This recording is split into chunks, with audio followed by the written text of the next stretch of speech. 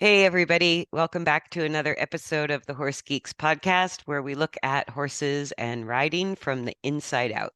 I'm Kirsten Nelsen, professional horse trainer, and with me again, my good friend Deb Romero, certified Alexander Technique instructor. So today's topic is about postures and frames. Hmm. And we could say horse postures. We talked about in the last podcast the posture of extension and what Mm-hmm. that means. And that's one of what I consider three or four primary postures in the horse's movement. And then you can maybe talk about people or riders. But when you think of posture, I love your definition. So when you're describing optimal posture to Mm-hmm. somebody, what do you mean by that? It's where's the easy place? What's the ease in it all? And Finding it ease through movement. and does that mean your body is in a specific coordination or alignment, or what markers do you That's a look for? great question. Just like you, I'm focusing on the head, neck, back, and pelvis of the human because if that's not readily available, then the arms and legs aren't able to do what they need to do. And Yeah. it depends upon the task. Does the task take a lot of, weight? Is it a weighted task or is it an emotional task?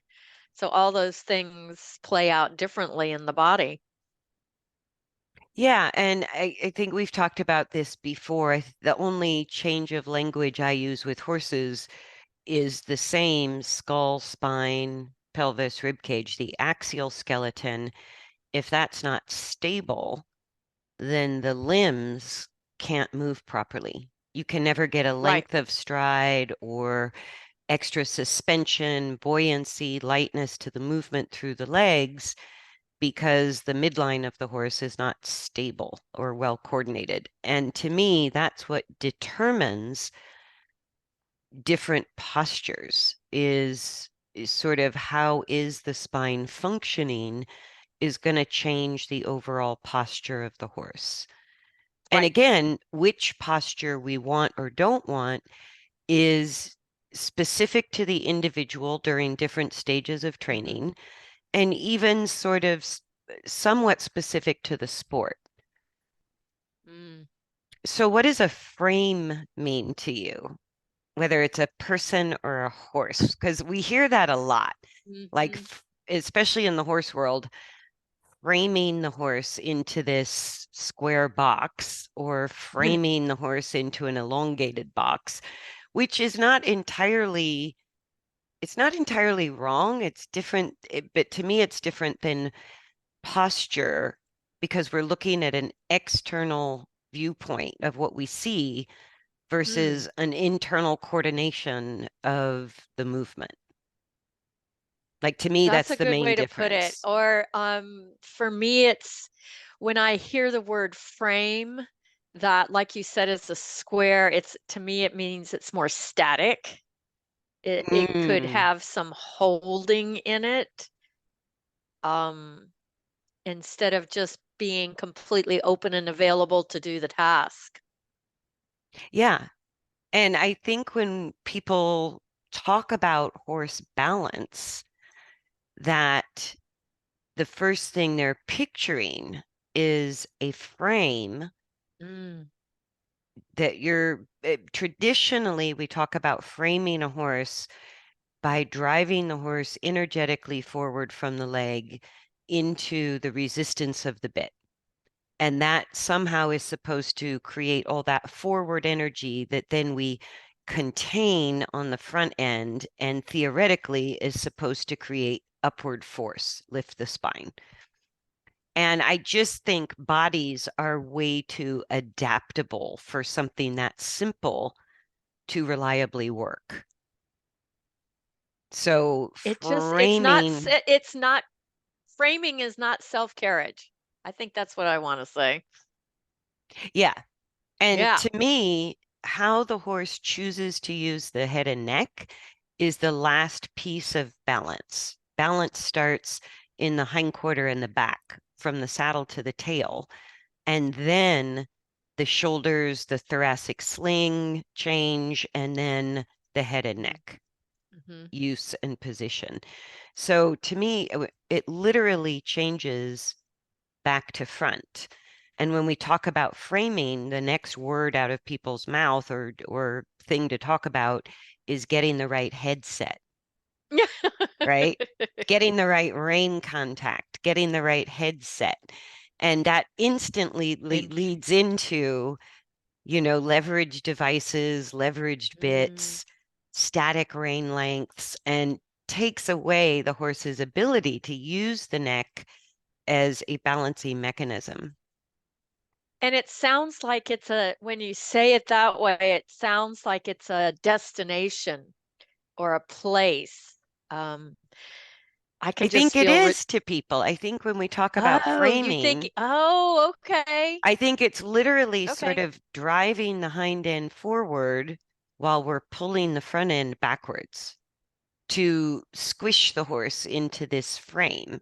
Into And the that's, yeah. explosion that goes up.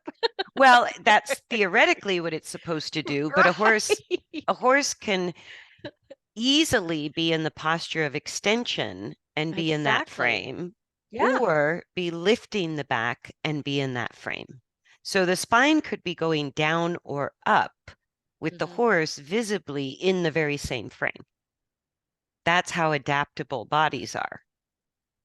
And so if it's not easy for the horse to engage the hindquarters and lift the back, then the most likely outcome of driving the horse energetically forward into a headset is going to be the back going down and the hindquarters disengaging, which is going to get the horse leaning on the shoulders, maybe losing control of the shoulders, and really having to tighten, either over curling or shortening Mm. that neck in some way, kind of holding through the neck.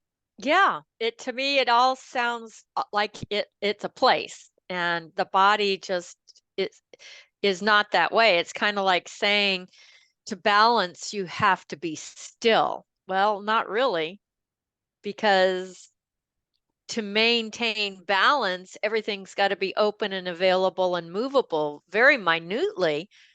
But that's why most people, when they're asked to balance on one leg, they think it's a stillness, and they think it's a stiffness. It's a Right. I think place, I but think it's not a stillness and place. stiffness kind of go together. Yeah, Yeah. it's And not a place. It's an availability. right. So, like, the only way to maintain stillness on a boat in the ocean, getting your sea legs, is to constantly adapt.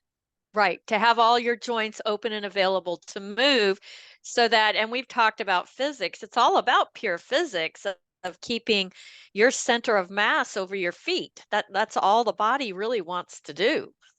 And especially if you're coping with forces of motion, like Right, either the ocean, different conditions of the ocean, or straddling a horse. There's a right. force of motion that we have to adapt and adjust around.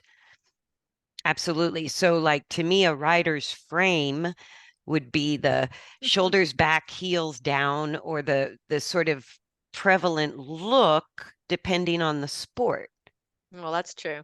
right? And so some sports are going to get the rider to gravitate behind the vertical, while other sports putting the rider's center behind the feet instead of Hmm. over the feet.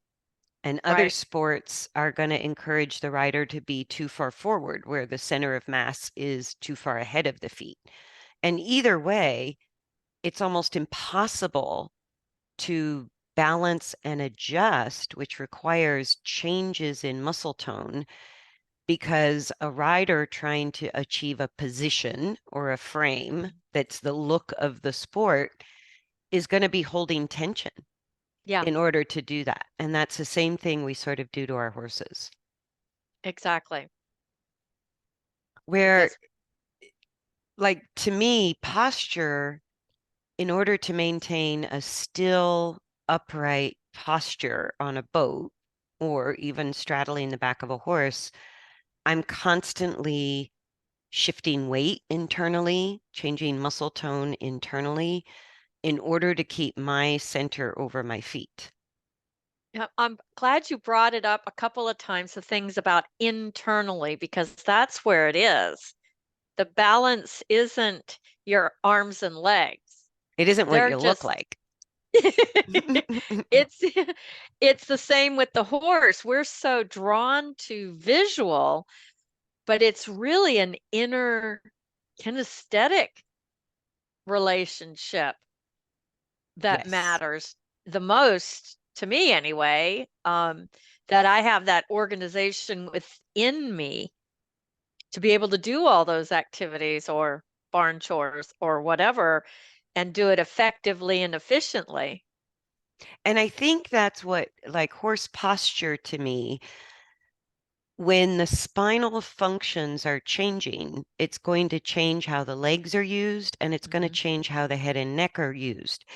And so we can observe the more obvious parts of the body, like the use of the neck muscles or the position of the head Hmm. relative to the back, or the kinematics of the legs, the stride length, the buoyancy, the lightness, the stiffness, all of that. But we can't influence the legs and the head and neck in order to change the back. It doesn't Right, really work that way. We have to actually help our horse stabilize and use the axial skeleton closest to the manner it was designed to be used. And right. then that in turn alters how the legs move, how the legs are positioned during motion, and the use of the head and neck. Hmm. So until we kind of get our thinking wrapped around that, that it has to be from the inside out and Hmm. horses balance from the back to the front, then we're forever struggling with trying to get our horse in this ideal frame, Hmm. but things are always going sideways. Right. Or where it's to me, I've done it. I've done it. So I can attest to it's a total micromanagement thing. It, you can't possibly think about anything else while you're doing it. Or I've done it too, and the side effects are my fast horses never learn to slow down. I'm always holding them back. My Yeah. slow horses never offer more forward energy without constant leg aids or whatever. The right turn never equals the left turn or vice versa. Hmm. Or I have such a horrible trot and canter that it's not much fun to ride. I go, Right. those are all the side effects of poor posture, even if we have achieved this sort of theoretical frame, The frame, the look. the look It's of it. the look. Like you said, it comparing the frame to me is the external vision, but the posture is the internal Function. organization. Yeah. Yeah. And so when it comes to riders, I go, there's really only two essential postures. We have a vertical upright posture where we look like we're standing, or we have some sort of half seat to different degrees where we look like we're crouching, like we're doing Like a jockey? like a jockey would be a Okay. a very extreme half seat or Right. right folded position, crouching position. And jumping would be a little more open, but essentially the same posture, Mm-hmm. right? So in uh, what I'll just call a half seat, it's also called 2 point or jockey Mm-hmm. position. There's variations of that posture depending on how fast we're going or how high we're jumping, right? But basically, that posture internally, the rider's spine is still straight and aligned. It's just that that internally straight spine, instead of being aligned vertically like a standing position, is sort of tilted at maybe a 45-degree angle or even Mm-hmm. horizontally over the ground. Like a jockey is almost horizontal with the spine, Mm-hmm. and a jump rider is going to be a little bit closer to a 45-degree angle through the head, spine, and pelvis. But the center of mass, which is right around the rider's, belly button, lumbar area, is still directly over the feet. Right. That's the important thing. Right. So the half seat position, what that allows us to do is use exaggerated flexion and extension through our leg joints. Mhm. So our hip joint, knee joint, ankle joint can sort of bounce or adjust to bigger, faster motion in the horse without losing the stability of our head, neck, spine, pelvis in the Mhm. process, or losing our alignment of our um, central point of balance over our feet, because that's what really keeps us balanced over gravity, whether we're on a horse or a boat. Right. And we know what happens when we get left behind or go too far forward. Yeah. Well, So, I have to say I've had it happen to me. So I don't know about everybody else out oh, there, but many I times. I don't like either one. Because in order to maintain, like let's say the half seat is one posture where our legs are sort of acting like shock absorbers to take a lot of the forces of motion Mhm. coming from the horse. When we're in a vertical upright position, which would be your dressage or Western riders, then our center of mass directly over our feet means we constantly have to resist the forces that would pitch us backwards, forwards, left, and right. Mhm. So we're always having to adjust to the forces of motion in order to keep putting our body back in the same place. So if we're trying to hold that position, it That ends up frame. looking really stiff and bouncy because you can't It's the hold it. ponytail flop. Yeah, it can be the head bobbing, the The feet head bobbing. wiggling, the legs swinging, the seat rocking, all of those things because we're trying to hold Hold it and be still by using muscle tension. by using tension and contraction instead of staying in length and using contraction. It's two Right. different things. So in the rider, we tend to call that a position, our riding position. And in a horse, we tend to call it a frame within the Mhm. movement. But it's really the same thing, which means we're trying to be static while coping On a with moving forces of object. motion. Good luck Duh. with that, right? What are we thinking? So, like, even if we think of a horse traveling in a trailer, right? If they're relaxed and they're content, in order to keep their balance in a trailer and maintain the same posture in the trailer, they're constantly having to adapt to the forces of motion Mhm. in the trailer. So they shift their weight, they change their muscle tone, they adjust during a turn as opposed to a straight line. They have to adjust to acceleration and deceleration the same way we do. And And so if you that, think about it, everything has to be available. All the joints and everything have to be open and available for them to be able to do that. Or I've seen or heard some horses really scramble and panic yeah, because because they're not available. if the horse in the trailer, like we talked about in the last podcast, in that posture of extension, or what you call the posture of startle, Yeah. right? If there's fear involved, the skeletal coordination is already unstable, and all the Mm-hmm. muscles are trying to hold that tension to maintain stability. And so the horse can't adapt to the movement of the trailer as easily. So it actually will escalate the fear because they can't quite get their stability once the trailer's moving because they barely have their stability on dry land. It's Right. like so it gets harder when you add forces of motion. Yes. Or the horse posture, just like us, if we slip on ice, if we lose our balance Mm-hmm. on the boat or the horse, we go into that posture of extension or startle trying to use our muscles instantly because Mm-hmm. our center of gravity moved away from the top of our feet or the middle of our feet and we lost our stability or we Mm-hmm. had a fear response. So for the rider, those two essential postures still have a huge variety of adaptations. But there's the vertical posture where we look like we're standing on a horse. and there's the half seat posture where we look like we're crouching over the horse in the saddle. And so for the horse, there's the posture of extension with different variations in the position of the neck. I think we talked about that in the last podcast. Yes. So the neck muscle shortening, whether the head is going up above the back or the neck is over curling, bringing the nose back towards the chest, the shortening of the neck muscles always tells us that the spine is pushing down and the hindquarters are disengaging. Right. So that's the posture of extension for horses.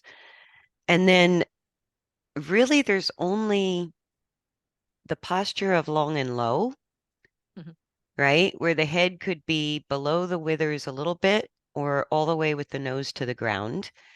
But that lengthening of the neck means the spine has made a distinct change in Mhm. function, that it's no longer actively pushing down. It's starting to go up, but maybe not up very much.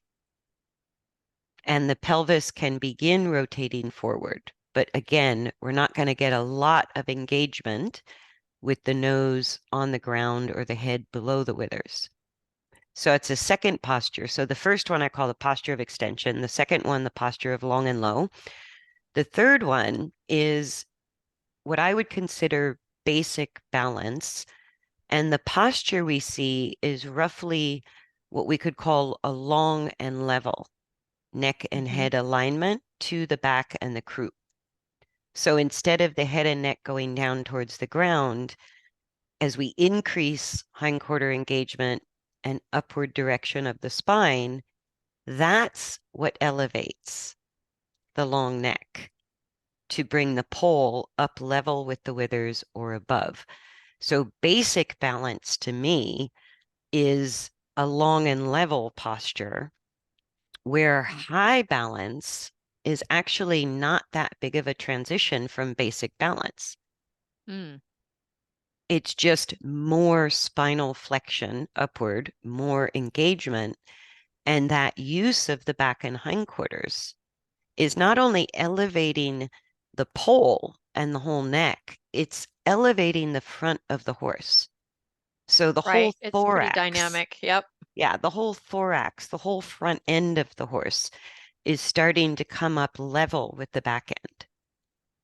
So whether it's long and level in basic balance or the pole elevates further above the back, but the neck remains long.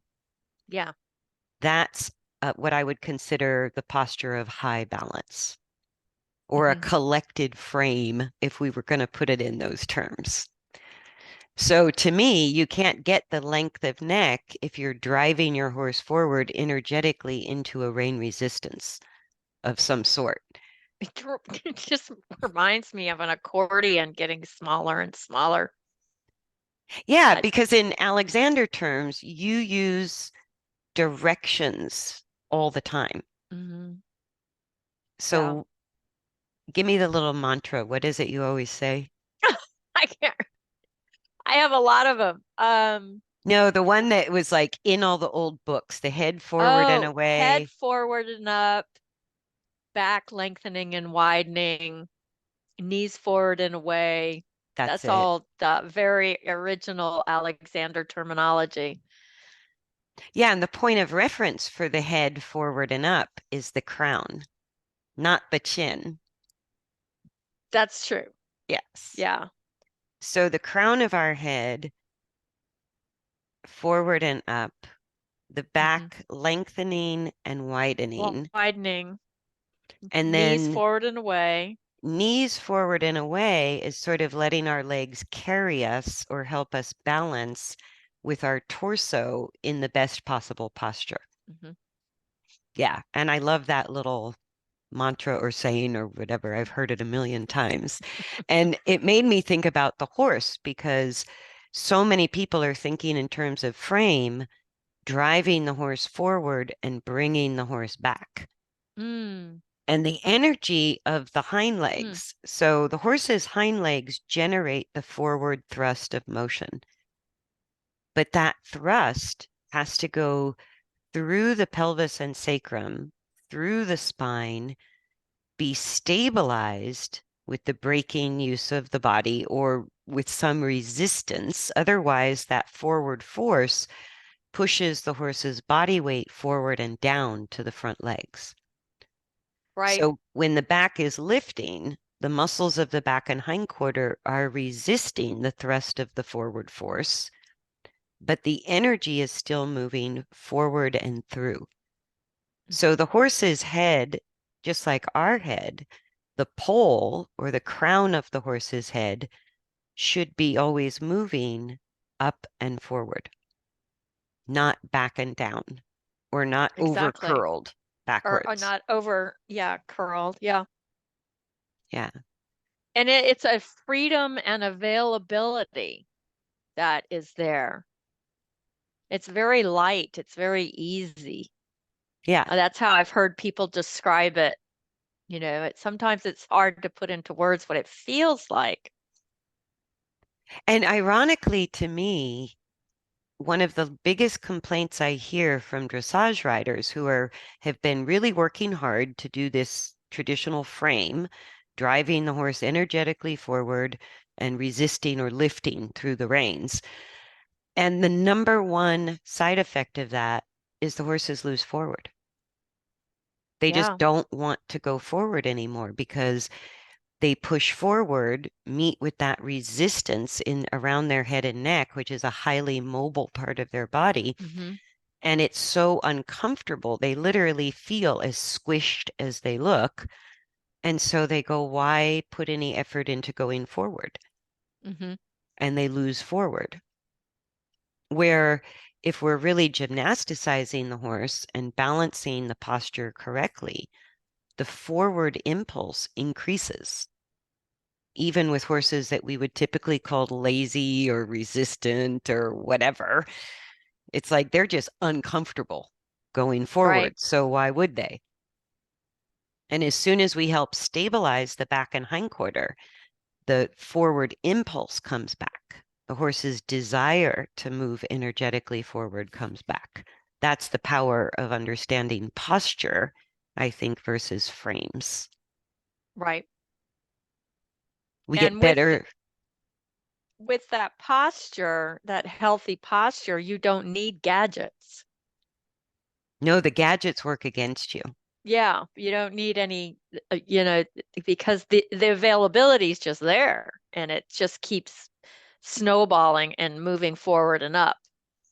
Absolutely. And it just Hmm. keeps going more forward, more up, more forward, more up, right? It doesn't actually, like, even though a horse on the forehand, we could say the midline is tilted, is maybe straight, but tilted down in front. So Mm, the hindquarters can become higher than the withers. The neck is, long, but the head's down, maybe even below the knees, right? So that's not an athletic posture. right, It might be, there might be some benefit to long and low on a temporary basis, but ultimately it's not the end result because the horses will get less and less athletic. And if the right. spine is pushing down or the midline of the horse is going forward and down instead of forward and up, then the legs, you get really shuffly, stiff, jarring Hmm. movement because the horse's legs are trying to create stability because the horse is lacking stability through the back and Hmm. hindquarters where it should be. So the legs take shorter and shorter strides, the movement gets choppy, and the Hmm. legs look really stiff. You can even hear it if you know, you can hear the impact on the ground of those hooves. Oh, yeah, It's the just, front hooves. Yeah. yeah, it's really, to me, it's really loud. Yes. And you can hear the change. I was working with a client. It was 45, 50 minutes into the ride, and it took that long for the horse to let go of the old posture until he finally figured out, oh, well, this isn't very comfortable. Let me try something else. Yeah. And I said, hear that? He doesn't sound like a clodhopper anymore. Yeah. Yeah. You literally, when horses control their own body weight better through the back muscles and the hindquarter use, you don't hear the heavy stomping during the trot or Hmm. canter. It sounds lighter. And Yeah. it sounds lighter because there's not as much weight on those front legs.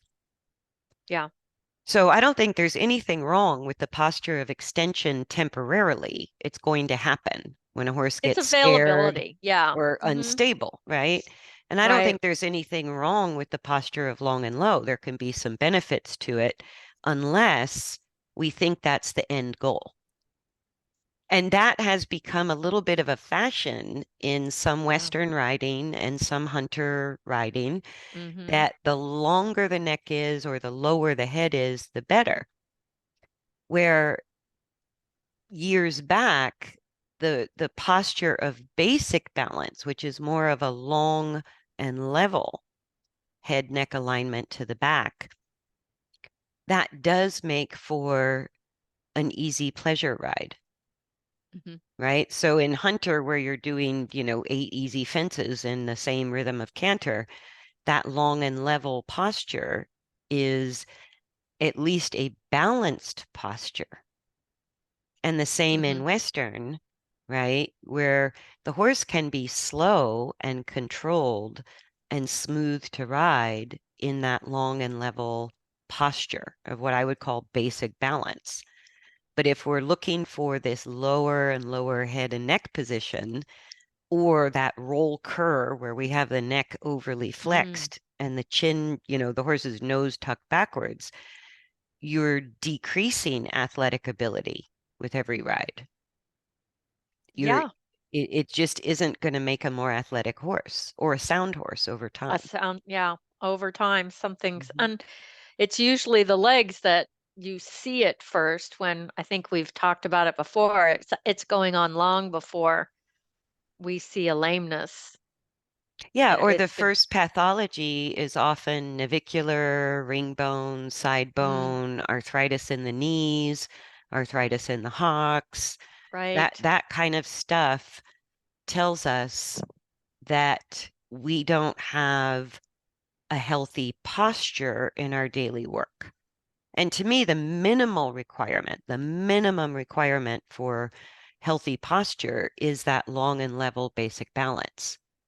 right. And if we want our horse to be extra fast or extra agile, tight turns at high speeds, or being able to do upper level dressage maneuvers, then we need to take that basic balance to high balance. We need to Hmm. increase the spinal flexion, increase hindquarter engagement, and that extra lift through the back is what elevates the pole higher than the horse's back, but doesn't lose any length. Right. So we don't get that short neck that looks like it's too short for the horse's back. You don't get the dropped pole. You don't get the backwards curl. All of that stuff isn't there if we're authentically increasing the flexion of the spine and the hindquarter engagement. Yeah. And it's real important that it's not, you can't be driven into them. It's a lesson in availability. And maybe it's not practicing certain maneuvers to achieve that. That's always a question in my head. And we mentioned it in the last podcast that maybe some of these traditional ways of asking for it just aren't viable anymore. Right. Or we can look at any maneuver or task is a neutral challenge. Hmm. So if our horse coordinates the body in a way that works mechanically, that either stabilizes the back and hindquarter, stabilizes the left-right functions of the spine, avoids the spine pushing down, and helps increase the flexion of the spine, I never know if the maneuver I ask for is going to move me towards those goals or Mm. away from it. Mm-hmm. It depends on the horse. It depends on the period of training that we're in. And it could be something simple like transitions between halt, walk, trot, canter on a straight line, on a circle, or something more complex like turning around a barrel or doing a shoulder in or going over a bigger jump. Right. It really matters to me, how is my horse coordinating in order to do this maneuver or this task or this job? And that way I can tell working on this particular task will enhance my horse's balance.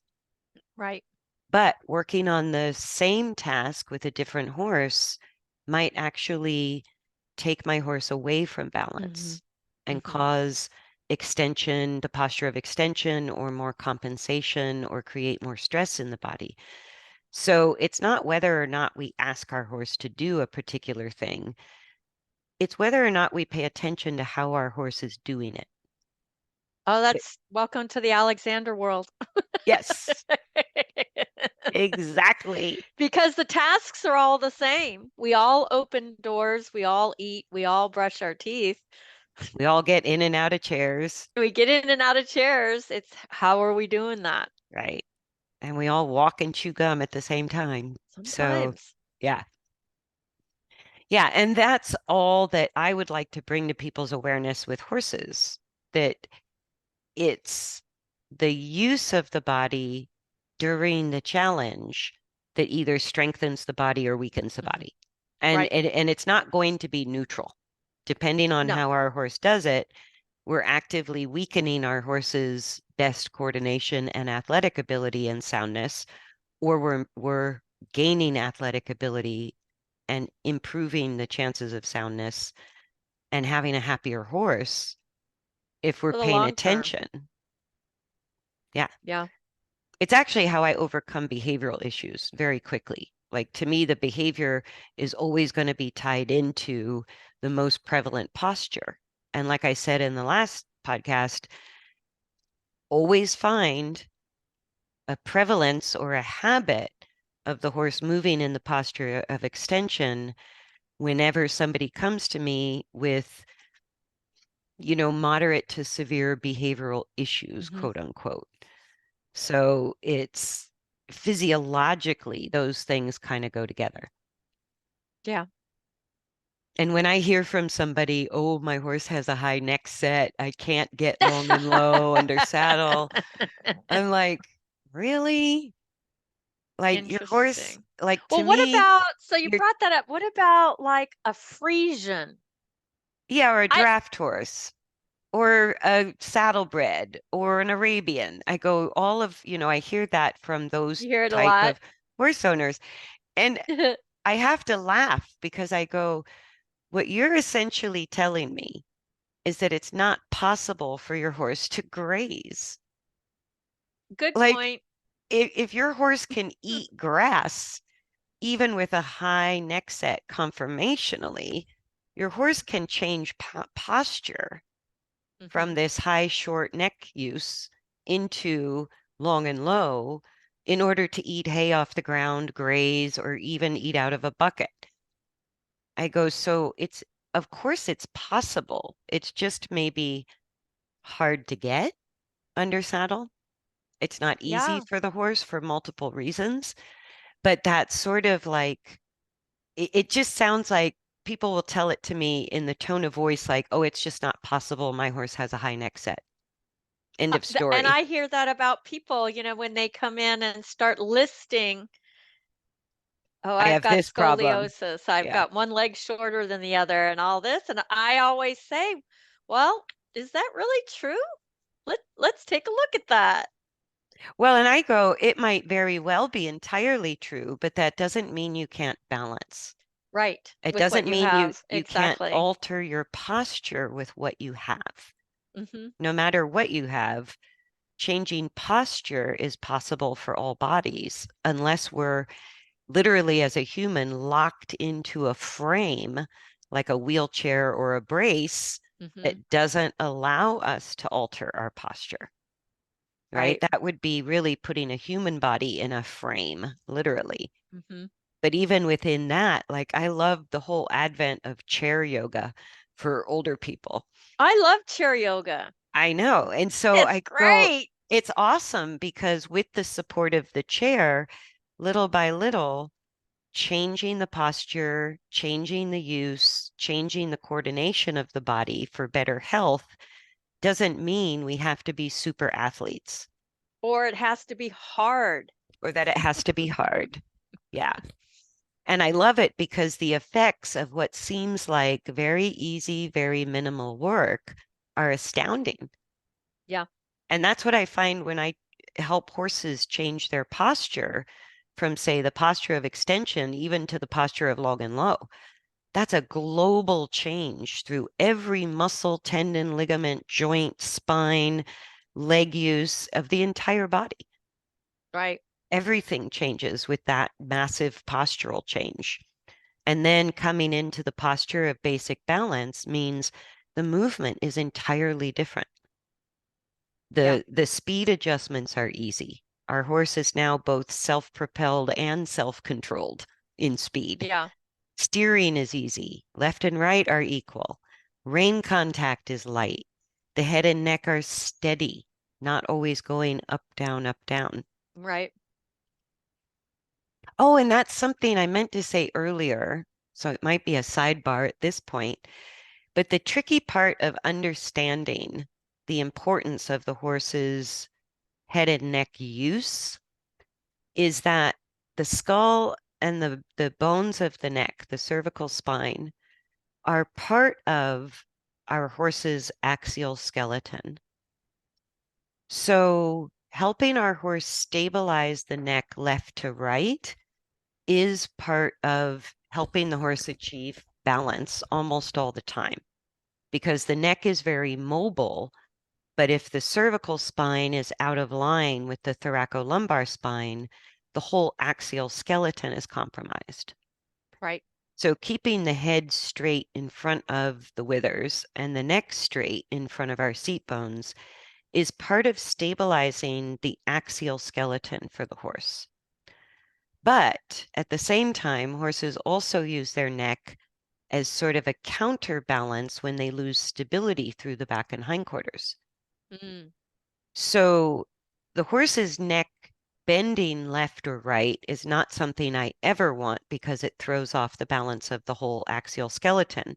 But the horse putting the head up, down, in, out, lengthening or shortening, I go, all of that needs to be allowed for It our needs to be horse. available. It needs to Right. be available for our Mm-hmm. horse For to whatever be we need. Mm-hmm. as part of learning to stabilize the back and the hindquarter, right? So if Yeah. our rein contact is too fixed and our hands Mm. are too fixed and we restrict that mobility of the head and neck, I go, the only mobility I want to stabilize through my horse's head and neck is just left to right. But my rein length constantly has to adjust if Right. the horse wants to lengthen the neck straight out or lengthen the neck and fall forward into long and low, or elevate the neck a little bit, or lower the neck a little bit, or bring the head back towards the torso, or move the head away from the torso. All of those different neck uses are part of how, just like when we're learning to balance on a balance beam, we stick our arms out Mm-hmm. sideways until we gain stability through our spine, pelvis, and legs. And that's how a horse uses the neck. Sort of like they can't stick their front legs out to get their balance. So Right. they alter the position of the head and neck while they're learning to gain stability through the spine, the back, and the hindquarters. So if I'm resisting or restricting that with even if I'm riding in a bitless bridle, I can restrict that mobility That's of a the good neck point. with a rein contact or with Because my I see reins. people, and it's even in our language, take the reins. Take the contact. Take the contact. Oh my Yeah, gosh. yeah. What about give contact? Or Yeah, instead of, like, I go, to me, a contact is a touch. It's not a right. direction. So Yeah. a rein contact is no different than a seat contact or a leg contact. We're It's not, just a meeting. It's a meeting it's a to connection. me. Yeah, Yeah. And through that connection, we receive information. When we we should give a, be. well, that's the point of it, right? And we've lost that point, I think, a little bit. I have Oh, I this totally agree. hair thing Totally going on. agree. Because I see it in a lot of pictures, and it's human nature if you are not balanced in your head, neck, back, and pelvis, is to grab and pull things close to you to shorten. And that is where the rubber meets the road Oh my between a gosh, horse yes. and rider Totally is agree. the rider's hands to the horse's head and neck use Yes. is the toughest part for humans to master. And so Yes. we often end up restricting the range of motion through our horse's head and neck use, and they can't get the right coordination through their back and hindquarters because bitless, bit, leverage bit, snaffle bit, no bit, it's like whatever resistance we're creating on the reins that's affecting where our horse can freely put the head and neck Hmm. is going, Even with a rope around the neck, I've seen, some riders with just a string around the neck and they're pulling on it, and I'm like, same leverage, yeah, same deal. same deal. Yeah, yeah. No, and so I think a rein contact to me is where I receive information, Hmm. right? And as soon as the horse is increasing pressure on the reins, I know the neck wants to lengthen. So I can allow the reins to lengthen without losing that contact. I can just adjust the length of the rein to have the same contact no matter where my horse puts the neck or head, Hmm. right? But a rein aid means we're either allowing the horse to increase the tension on the reins or we're actively increasing the tension on the reins more than what it takes to have a connection. Right. I go, that's a rein aid. So the Hmm. whole thought of driving the horse energetically into this wall of the bit, I go, well, already you think that's got to be heavy. That's got to be Hmm. heavy. And it's so interesting because people watching videos or watching me ride, when I have short reins, people automatically assume that they're heavy. Right. And I go, no, the reins are light if the horse is lifting the front end from the right coordination through the back and hindquarter.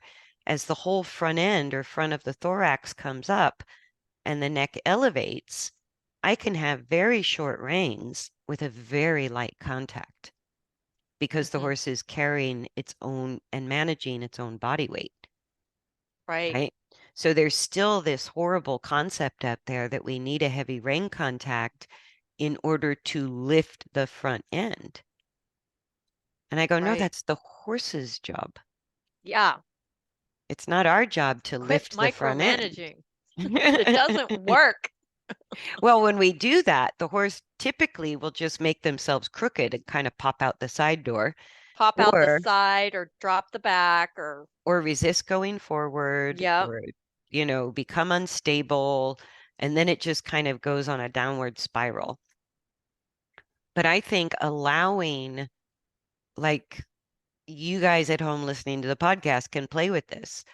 If we say 1 is a very light amount of tension on the reins and 10 is very heavy, we could create a 3 contact or a 2 Hmm. or a 6 or a 5, right? Something between nothing and heavy. And as we ride around, in order to let our horse have an unrestricted head and neck, we would have to constantly lengthen and shorten the reins in order to keep that same number in our hands. And that Because to we're me is, moving. it's how I describe a rein contact, that Right. number, if we pick a 3, as long as we want to rein contact, the 3 feel doesn't change. So if our horse goes to long and low, we have a 3 feel maybe near the buckle of the reins. Right. If our horse lifts the head and shortens the neck, maybe we have half the rein length in order to have the same 3 feel. Right. But the second we either allow our horse to make the reins a 4, 5, 6, or we pull the reins to make them a 4, 5, 6, that's a rein Mm, aid. right. That's no longer a contact because we're actively changing the amount of tension through the reins. And that has zero to do with what kind of reins we use, whether or not we use English or Western or slobber straps or a hackamore or a bitless Right. snaffle bit, leverage bit. Zero. Zero to do with the actual equipment we use. That's the feel between the horse and rider. And each time our horse is altering the use of the head and neck, the whole posture is changing. Yeah. And I think that's the important part. It's like we restrict the head and neck so much, we have no idea when our horse is actually changing posture. No, because once, and I've said this in several podcasts, but it's as soon as we contract and shorten any muscles in our body, we shut down the proprioceptors to send information to the brain.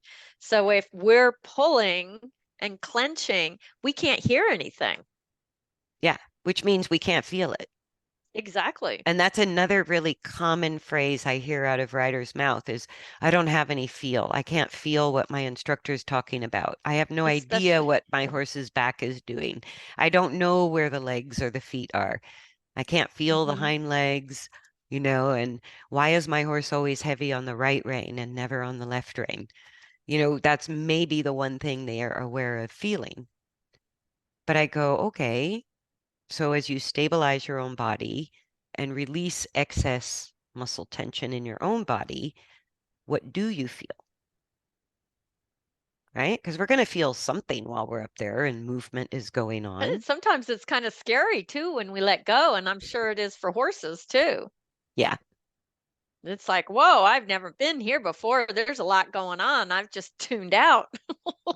Yeah, it can actually frighten some horses when the rider, Yeah. or if I take a horse that's been, well, one of my horses who had done upper level dressage, but he had done it in the posture of extension with his neck over curled.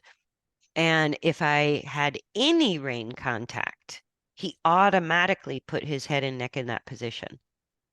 So in Wow. order to change his balance, I had to have zero rein contact. I had to ride on a For quite some completely time. loose rein for quite some time. Mhm. And the first month or two I did that with him, I thought we were going to do a somersault, like He without the had rein no resistance. control. He Yeah. had no self-control. He No would just self-control. He just plummet. he'd go faster and faster and faster. And if there wasn't a turn coming up, I don't know. We might have just kept going faster and faster until he would buck or bolt or do something like that.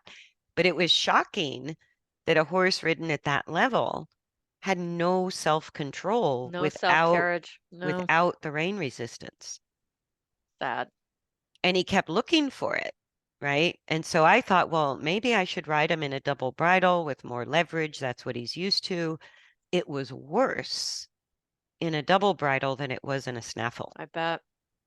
And even the groundwork, I had to just forego the bit entirely and work him in a halter just to change that sort of trigger effect of any hmm rein pressure on his head anywhere. But if it was in his mouth, I just kept getting the same conditioned response of over curling the neck and speeding up, over curl the neck and speed up. And it had already caused navicular changes and ring bone by the time I got him.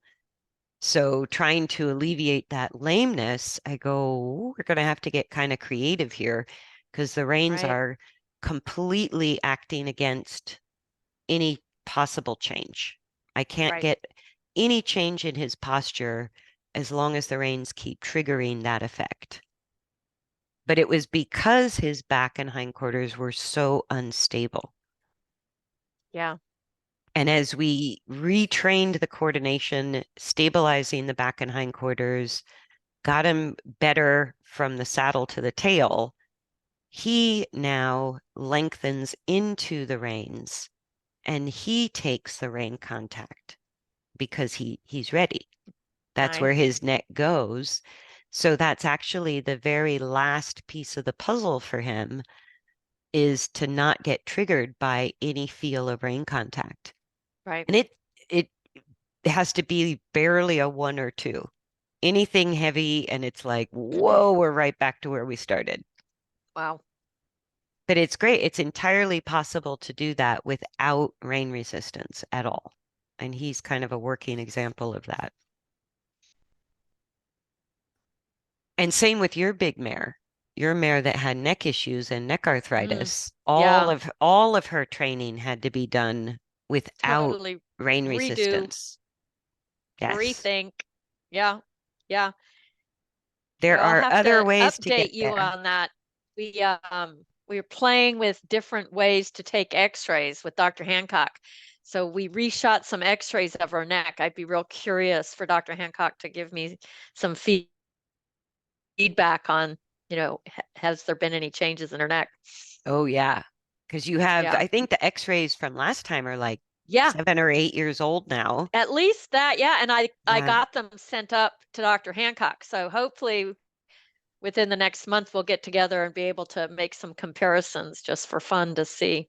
Oh, that'll be really fun to see because Yeah. her coordination and balance is so much better and Yeah. massively improved. It'll be interesting to see if there's changes in that pathology in the neck. Yeah, it would be nice.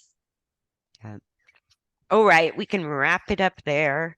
My hair is out of control during this video.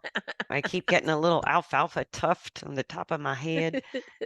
So we'll wrap it up there. Thanks for joining us, and we look forward to seeing you guys on the next episode of the Horse Geeks podcast. Bye, everybody. Thanks.